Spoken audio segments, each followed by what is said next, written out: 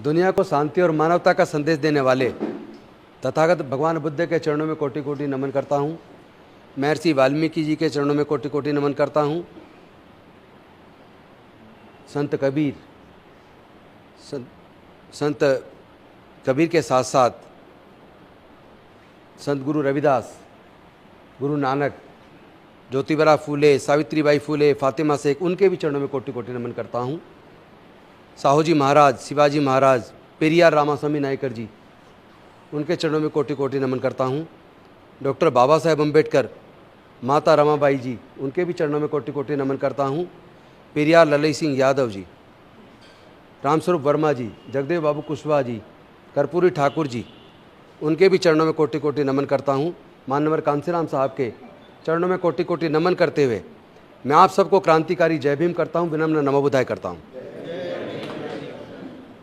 जो आज हमारे साथी आए हैं, भीम आर्मी से, आज़ाद समाज पार्टी से या बैंक की एसोसिएशन से, LIC से, अब जितने साथी आए, मैं सबसे पहले तो आप सबका आभार व्यक्त करता हूँ। साथ ही साथ मैं सिर्फ एक बात कहना चाहता हूँ कि भारत के इतिहास को अगर हम पढ़ें तो भारत के इतिहास को पढ़ के इतना तो समझ आ गया कि दुनिया को 550 साल पहले केवल सिख धर्म मिला है। उससे पहले सिख धर्म नहीं था। दुनिया को लगभग 1400 साल पहले इस्लाम मिला है। दुनिया को लगभग 2000 साल पहले ईसाई धर्म मिला है। उससे पहले ईसाई धर्म भी नहीं था। दुनिया को लगभग 2550 साल पहले बौद्ध धर्म मिला है। 2500 साल पहले जैन धर्म मिला है। उससे पहले तो बौद्ध और जैन धर्म भी नहीं था। दुनिया को लगभग 3500 साल पहले सनातन धर्म मिला है। उससे पहले सनातन धर्म भी नहीं था, लेकिन इंसान था। इससे यह तो साबित होता है कि कुदरत ने सबको इंसान पैदा किया है। जाति और धर्म अलग अलग खंड काल में लोगों ने आवश्यकता के हिसाब से बनाए। और दूसरी बात, पूरे दुनिया के अंदर जातियां नहीं है। अमेरिका में जाति नहीं है, जापान में जाति नहीं है, चाइना में जाति नहीं है, फ्रांस में जाति नहीं है, जर्मनी में जाति नहीं है, इंग्लैंड में जाति नहीं है, इटली में जाति नहीं है, ऑस्ट्रेलिया में जाति नहीं है, न्यूजीलैंड में जाति नहीं है, कोरिया में जाति नहीं है, चाइना में जाति नहीं है। जब पूरी दुनिया में जाति नहीं है तो केवल भारत में जाति क्यों है? या भारत के सब कॉन्टिनेंट में जहां जाके भारत के लोग बस गए, जातिवादी लोग, केवल वहां जाति है। इसका मतलब जाति कुदरत ने नहीं बनाई। तो यहां सवाल पैदा होता है जाति किसने बनाई, और दूसरा सवाल पैदा होता है जाति बनने से फायदा किसको हुआ और जाति के बनने से नुकसान किसको हुआ। अगर हमने इस अंतर को नहीं समझा, चूंकि यह लड़ाई विचारधारा की, ध्यान रखना, यह लड़ाई राजेंद्र गौतम की नहीं है, यह लड़ाई मंत्री, MP, MLA बनने की नहीं है। यह लड़ाई हमारे समाज के बहन बेटियों की इज्जत आबरू को बचाने की है। यह लड़ाई हमारे समाज के हक अधिकार की है। आए दिन जिस तरह हत्याएं हो रही है, मूंछ रखने पर हत्या हो रही है, घड़ा छूने पर हत्या हो रही है, मंदिर में घुसने पर हत्या हो रही है, मूर्ति छूने पर हत्या हो रही है, घोड़ी खरीदने पर हत्या हो रही है। मैं पूछना चाहता हूं, क्या हम हिंदू नहीं है? आप अगर हम हिंदू मान रहे हैं, मैं तो मानता हूं हिंदू नहीं है, हम तो इंसान हैं। मानवता दुनिया का सबसे बड़ा धर्म है।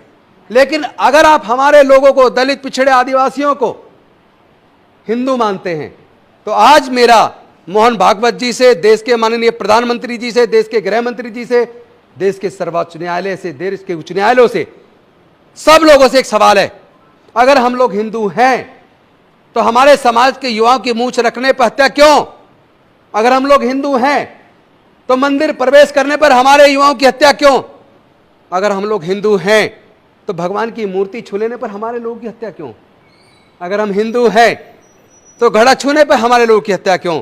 अगर हम हिंदू हैं तो हमारी बहन बेटियों की इज्जत लूटकर उनकी हत्या क्यों? और जब उनके न्याय की हक की लड़ाई को हम लड़ते हैं तो केवल दलित, पिछड़े, आदिवासी, अल्पसंख्यक समाज के लोग लड़ते हैं। जो लोग बार बार हिंदू का राग लाप रहे हैं, जब हमारे साथ जुल्म होता है हम उसके खिलाफ बोलते हैं, तो तुम लोग कहां चले जाते हो? तुम लोग हमारी लड़ाई में शामिल क्यों नहीं होते? हमारे साथ खड़े होकर हमारी न्याय की लड़ाई को उठाते क्यों नहीं हो? इसलिए नहीं उठाते क्योंकि तुम अलग हो और हम अलग हैं। तुम हमको अलग मानते हो, यह झूठ चलेगा नहीं। ये मैं आप सबको धन्यवाद करूंगा, आप जो मेहनत कर रहे हैं ना, युवा, आप सब लोग अपनी जवानी जलाकर, मैं जानता हूं कि सबका घर परिवार है, सबको इनकम की जरूरत है, कमाई की जरूरत है। घर तो पैसे से चलेगा, जुबान चलाने से नहीं चलेगा। लेकिन मैं आप सबको सैल्यूट करता हूं भीम आर्मी के साथियों को सैल्यूट करता हूं, मिशन जय भीम के साथियों को सैल्यूट करता हूं, समता सेंटर के साथियों को सैल्यूट करता हूं, तमाम संगठनों के साथियों को सैल्यूट करता हूं। आप लोग जो अपने घर से निकल के आ रहे हैं ना, अपनी जवानी को जला रहे हैं, सिर्फ इसलिए चूंकि आपको समाज का दर्द है। आप डॉक्टर बाबा साहब अंबेडकर जी के सामने गद्दार साबित नहीं होना चाहते, क्योंकि मुझे वो बात याद आती है 5 दिसंबर की। डॉक्टर बाबा साहब अंबेडकर जी के साथ नानक चंद्र रत्तू रहते थे, उनके सेवक थे। 5 अक्टूबर की रात को 10 बजे डॉक्टर बाबा साहब अंबेडकर से उन्होंने पूछा, नानक चंद्र रत्तू जी ने, कि बाबा साहब आप इतने दुखी क्यों महसूस कर रहे हो, अच्छा नहीं लग रहा, ऐसा लग रहा आप बहुत दुखी हो। तो डॉक्टर बाबा साहब अंबेडकर जी ने नानक चंद्र रत्तू से कहा कि ये रत्तू, मुझे ऐसा प्रतीत होता है जैसे कि मैं सालों से सोया ही नहीं हूं, मेरा मन बेहद दुखी है, मेरा शरीर मेरा साथ नहीं दे रहा है, मुझे नहीं पता मैं कितने दिन और जिंदा रहूं, लेकिन दिल में जो तकलीफ है वो इस बात को लेकर है कि मैं बड़े तकलीफ के साथ, बड़े दुखों के साथ इस कारमा को यहां तक लेकर आया, और अब पता नहीं मेरा क्या हो। मैंने हजारों साल की गुलामी तोड़ने के लिए अपने 4-4 बच्चों को गंवाया, जवानी में अपनी पत्नी को खो दिया, लेकिन उसके बावजूद भी मैं सिर्फ इसलिए लड़ा क्योंकि मेरे समाज के लोग पढ़ लिख कर आगे बढ़ेंगे, और वो सब मिलकर जब समाज की लड़ाई को लड़ेंगे तो भारत से छुआछूत खत्म होगा, भारत से जाति के आधार पर होने वाला उत्पीड़न खत्म होगा। अरे तू, मेरा तो पता नहीं मैं कितने दिन जिंदा रहूं, लेकिन तुम मेरे समाज के लोगों को बोलना, इस कारवा को मैं बड़े तकलीफ से, बड़े दुखों के साथ यहां तक लेकर आया। हालांकि ये बात 18 मार्च 1956 को उन्होंने चक्की पाट बौद्ध विहार पर आगरा के अंदर भी कही थी। उन्होंने कहा था मुझे मेरे पढ़े लिखे समाज के लोगों ने धोखा दिया, और वहां ये सारी बात उन्होंने दोहराई थी। फिर उन्होंने रत्तू को कहा कि मेरे लोगों को बोलना कि मैं इस कारवा को बड़ी मुसीबत से यहां तक खींच के लाया, इसमें बड़ा कष्ट झेला है, बड़ा विरोध झेला है। तुम मेरे समाज के लोगों को कहना कि मेरे बाद इस कारवा को किसी भी तरीके से आगे लेकर जाएं, और अगर आगे ना ले जा पाए तो कम से कम इसे यहीं छोड़ दे, इसको पीछे ना जाने देना। फिर उन्होंने कहा, रत्तू रात काफी हो गई, अब तुम जाओ। रत्तू ने उनके सिरहाने पर तकिया रखा, उनके पैरों को ऊपर किया और उनके सर को तकिए पर रखा। लेकिन अगले दिन डॉक्टर बाबा साहब अम्बेडकर नहीं थे।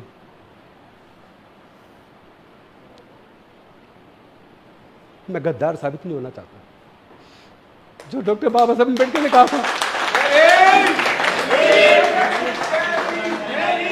राजेंद्र भाई आगे बढ़ो, हर तरह के साथ हैं, राजेंद्र भाई आप आगे बढ़ो, किसी भी तरह की कोई वो नहीं, पूरा देश आपके साथ खड़ा है। जय भीम, जय भीम, जय जय जय जय भीम, जय भीम, जय भीम। मैं डॉक्टर बाबा साहब अम्बेडकर की नजरों में गिरना नहीं चाहता। सोचो अगर डॉक्टर बाबा साहब अम्बेडकर अगर हमारे पढ़ाई लिखाई के रास्ते ना खोलते, 3500 साल तक इन्हीं धर्मशास्त्रों में लिखकर हमारे लोगों को पढ़ने लिखने पर धार्मिक बंदिश लगा के रखी, हमारे व्यापार करने पर धार्मिक बंदिश लगा के रखी, हमारे संपत्ति रखने पर धार्मिक बंदिश लगा के रखी। डॉक्टर बाबा साहब अम्बेडकर अगर हमारे पढ़ाई के रास्ते ना खोलते, अगर वो रिजर्वेशन की व्यवस्था ना करते, क्या मैं मंत्री बन पाता, एमएलए बन पाता? क्या कोई हमारे लोगों को जनरल सीट से चुनाव लड़ाता है? हमारे लोगों के बारे में तो कोई सोचता ही नहीं है। बाबा साहब ने अपने 4 बच्चे कुर्बान किए, माता रमाबाई को कुर्बान किया, अपनी पूरी जिंदगी हमारे लिए जला दी। तो मैंने संकल्प किया है, डॉक्टर बाबा साहब अम्बेडकर, मैं तुम्हारा सच्चा सिपाही हूं। मैं वादा करता हूं, जो कारवां आपने चलाया है, इस कारवां को अब हम आगे लेकर जाएंगे। और मैं साफ कर दूं, ये मैं साफ कर देना चाहता हूं, भीम आर्मी वो भी बाबा साहब के सिपाही हैं, समता सैनिक दल वो भी बाबा साहब के सिपाही हैं, मिशन जय भीम वो भी बाबा साहब के सिपाही हैं, the Buddhist society of India वो भी बाबा साहब के सिपाही हैं, कॉन्फेडरेशन, हम सब बाबा साहब के सिपाही। और जो आज गौरव है ना, जो गौरव हमारे पास है, जो ये अच्छे तन पे कपड़े हैं, जो मान सम्मान का जीवन है, केवल डॉक्टर बाबा साहब अम्बेडकर के अकेले संघर्ष से मिला है। इस संघर्ष को साथियों बेकार मत जाने देना, ये बार बार मौका नहीं मिलेगा। 10 को में कभी कोई मौका मिलता है। हमारे लोगों को झूठा केस बना के जेल में डाल दिया जाता है, महीनों महीनों साल साल। हमारे छोटे भाई चंद्रशेखर को भी जेल में रखा, और भी अनेकों भाइयों को जेल में रखा। ऐसे नहीं चलेगा। हम लड़ेंगे, हम जीतेंगे। इन लोगों ने साजिश रची है। ये लोग कह रहे हैं कि ये जो लोग हजारों साल तक हमारे गुलाम रहे, 16-16 घंटे काम करते थे, काम के बदले में पैसे नहीं मांगते थे, हम जो बचा कुचा खाना दे देते घर का, उसी पे जिंदा रहते थे। आज वो लोग न्यूनतम मजदूरी मांगने लगे हैं। आज उनके लोग बाबा साहब के पढ़ाई के रास्ते खोलने की वजह से, रिजर्वेशन की वजह से कलेक्टर बनकर, जज बनकर, डॉक्टर, इंजीनियर बनकर, प्रोफेसर बनकर, साइंटिस्ट बनकर आज हमारे बगल में बैठने लगे हैं, हमारे अफसर भी बनने लगे हैं और आजकल जुल्म के खिलाफ वो आवाज बुलंद करने लगे हैं। ये ताकत इस समाज के पास कहां से आई? जब आरएसएस के शिविर में इस पे चिंतन हुआ होगा, थिंक टैंक में, उन्होंने कहा होगा ये ताकत इस बहुजन समाज के लोगों में, बाबा साहेब के द्वारा जो इनके पढ़ाई के रास्ते खोले हैं, इनको जो ज्ञान मिला है और जो इनकी सरकारी नौकरी के रास्ते खोले हैं, इसकी वजह से इनके पास ये ताकत आई। तभी उन्होंने षड्यंत्र किया है कि इनकी पढ़ाई को फिर से छीन लो, इनकी सरकारी नौकरियों को फिर से छीन लो। तो सवाल यह था कि डॉक्टर बाबा साहब अम्बेडकर बहुत बड़ा हथियार देकर गए हैं। आज प्रजातंत्र के अंदर चुनाव होता है, चुनाव में वोट चाहिए, वोट तो सारी इनके पास है, हम तो केवल 12% हैं, ये लोग 88% हैं। फिर वोट, इस वोट के चलते हम कैसे ये सारा कर पाएंगे? लेकिन वो इतने छल कपटी और षड्यंत्रकारी हैं, इतने षड्यंत्रकारी हैं। उन्होंने हिरण्याकश्यप के साथ षड्यंत्र किया, उन्होंने हमारे महान सम्राट राजा बलि के साथ षड्यंत्र किया, उन्होंने शंभुक ऋषि का वध किया, उन्होंने एकलव्य का अंगूठा काटा और भी कट रहे अंगूठे, और कटेंगे आगे भी। ये सिलसिला अंगूठे कटने का चलता रहेगा। लेकिन अंगूठे कटने से डरना नहीं है, हम लोग डरने वाले नहीं हैं।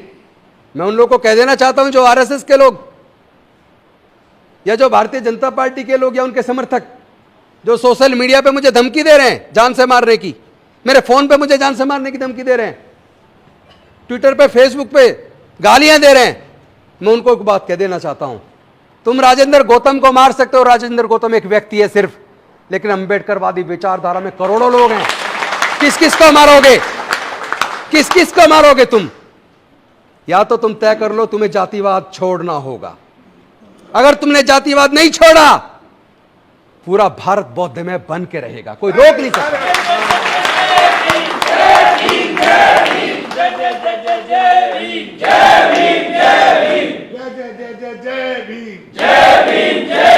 इनके षड्यंत्र को समझो दोस्तों, इनके षड्यंत्र को समझो।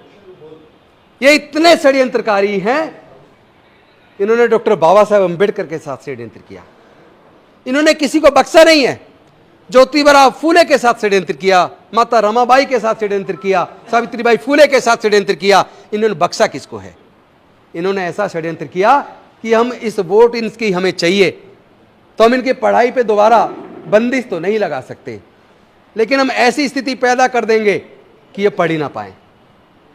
इन्होंने जानबूझकर सरकारी शिक्षा के स्तर को बर्बाद करके देश के सारे सरकारी स्कूलों को बर्बाद कर दिया और प्राइवेट स्कूल, प्राइवेट कॉलेज खोल दिए, जिसमें साल का खर्चा लाखों रुपए है और हमारे समाज के 99% लोग वो लाखों रुपए साल का खर्चा उठा नहीं सकते। तो उन्होंने षड्यंत्र से हमारे लोगों से एजुकेशन छीन ली है, आप मानो या मत मानो।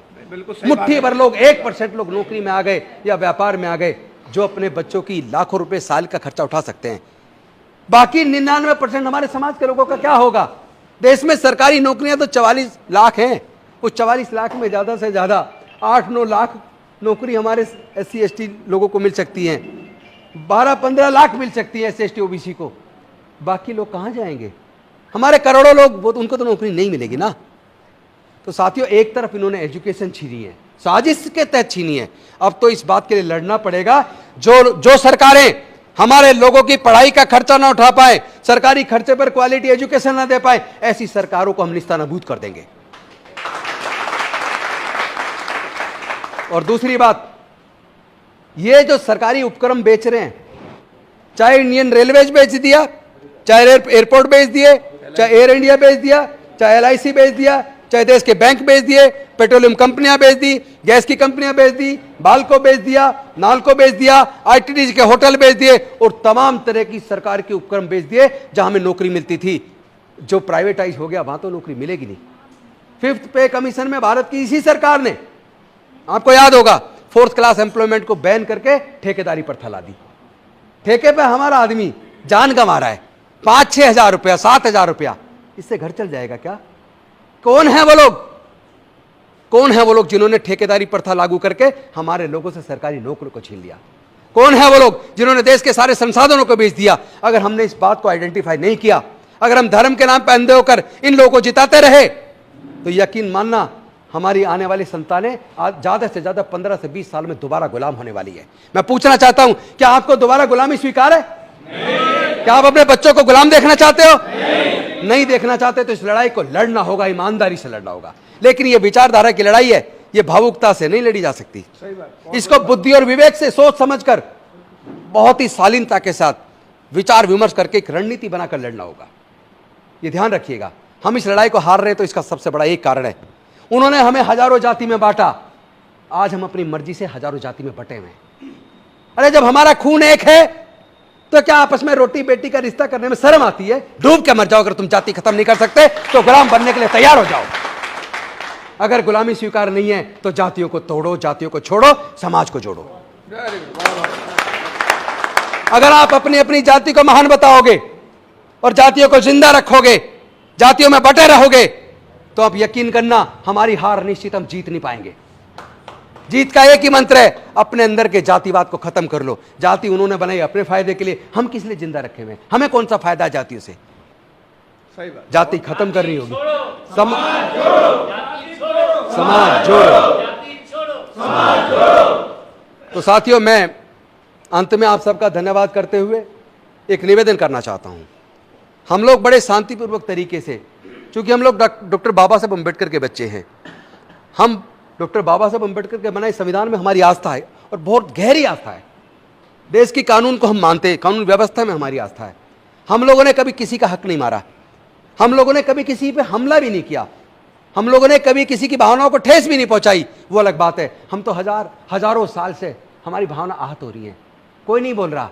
ना कोर्ट हमारी तरफ देखती है, ना सरकारें हमारी तरफ देखती हैं, ना कोई बड़े देश के नेता हमारे मुद्दों पे बोलते हैं। हमारी लड़ाई तो हमें ही लड़नी पड़ती है और हमें ही लड़नी पड़ेगी। भविष्य में भी ध्यान रखना, हम केवल एक ही तरीके से जीत सकते हैं। एक ही मंत्र है, अपने बीच के इस जातिवाद को खत्म करके एक ऐसे समाज का निर्माण करें, जाति छोड़ो समाज जोड़ो।